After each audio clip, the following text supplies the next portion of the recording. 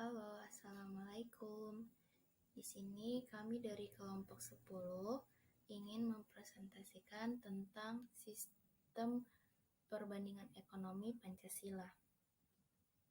Sebelum itu, perkenalkan nama kami Miftah Ayu Listian Winarno, Rahmawati Hidayah, dan Andi Siti Nurul Fathia Iksan.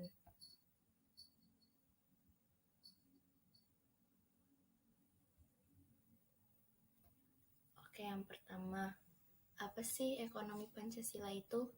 Yang akan dijelaskan oleh teman saya.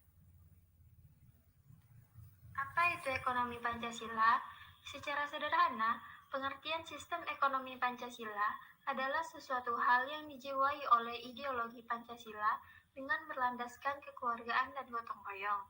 Pada esensinya, ekonomi Pancasila adalah suatu konsep kebijaksanaan ekonomi setelah mengalami pergerakan seperti bandul jam dari kiri ke kanan hingga mencapai titik keseimbangan.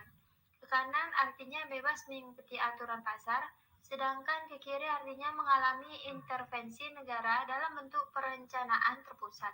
Secara sederhana, ekonomi Pancasila dapat disebut sebagai sebuah sistem ekonomi pasar dengan pengendalian pemerintah atau ekonomi pasar terkendali. Oke, selanjutnya adalah ciri-ciri dari ekonomi Pancasila.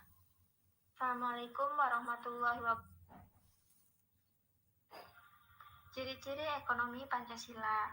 Yang pertama, perekonomian yang berdasarkan asas kekeluargaan disusun sebagai usaha bersama. Yang kedua, sumber daya yang meliputi bumi dan air, serta kekayaan alam lainnya yang terkandung dalamnya, dikuasai oleh negara dengan tujuan digunakan sebesar-besarnya untuk kemakmuran rakyat. Yang ketiga, negara menguasai cabang-cabang produksi yang penting bagi hajat hidup orang banyak. Yang keempat, perekonomian nasional diselenggarakan dengan prinsip ekonomi kebersamaan atas dasar demokrasi ekonomi, efisiensi, berkeadilan berkelanjutan, berwawasan lingkungan, kemandirian, dan menjaga keseimbangan kemajuan dan kesatuan ekonomi nasional. Dan yang terakhir, yaitu ketentuan peraturan lebih lanjut tentang pelaksanaan pasal ini diatur dalam undang-undang.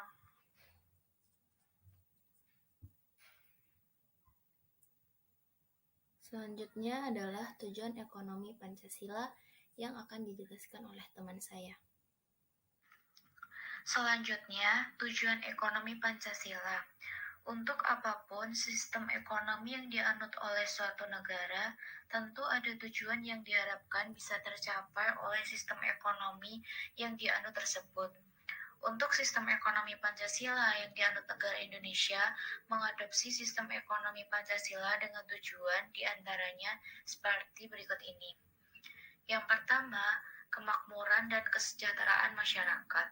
Yang kedua, pertumbuhan ekonomi yang dihasilkan dari tindakan ekonomi dalam bisnis. Yang ketiga, kestabilan ekonomi dengan kesempatan kerja yang luas. Yang keempat, adanya inisiatif atau dorongan untuk bekerja dan ikut ambil bagian dalam kegiatan ekonomi di masyarakat. Yang kelima, adanya koordinasi yang efektif dan efisien terhadap proses produksi, konsumsi, dan investasi. Sebagai contoh dalam menanggapi adanya perubahan cara produksi atau pola kebutuhan masyarakat.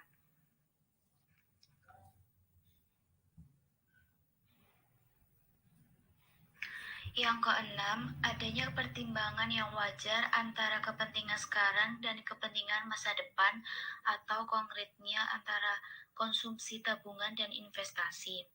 Yang ketujuh, adanya pertimbangan yang wajar antara barang untuk kepentingan perorangan atau sektor swasta dan kepentingan umum atau sektor publik. Yang kedelapan, adanya pemerataan pendapatan dan bersamaan antara berbagai golongan dan lapisan masyarakat. Yang kesembilan, adanya pertimbangan yang wajar antara kekuasaan dan pengaruh antara atas dan bawah. Yang terakhir, yang ke-10, diindahkannya nilai yang melekat pada manusia seperti hak asasi manusia atau HAM, kebebasan, keadilan sosial, kesamaan hak milik, dan solidaritas.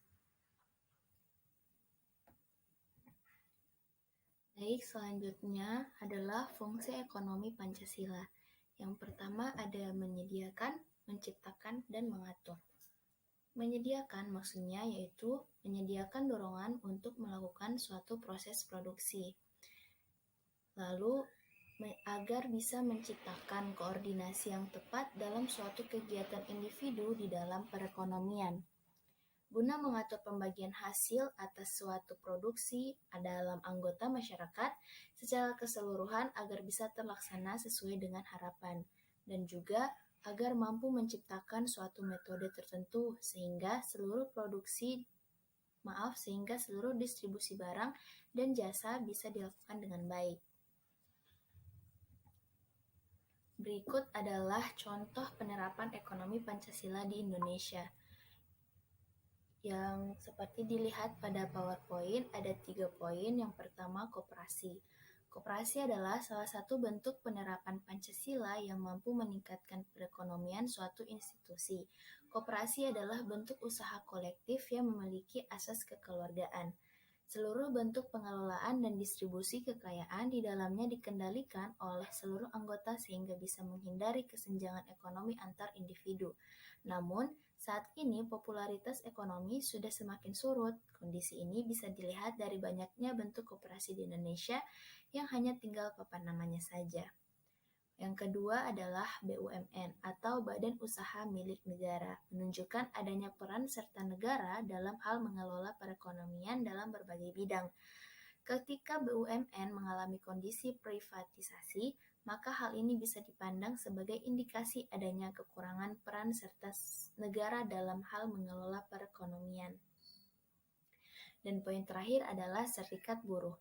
Serikat buruh adalah suatu bentuk gerakan kolektif yang dilakukan oleh kelas pekerja.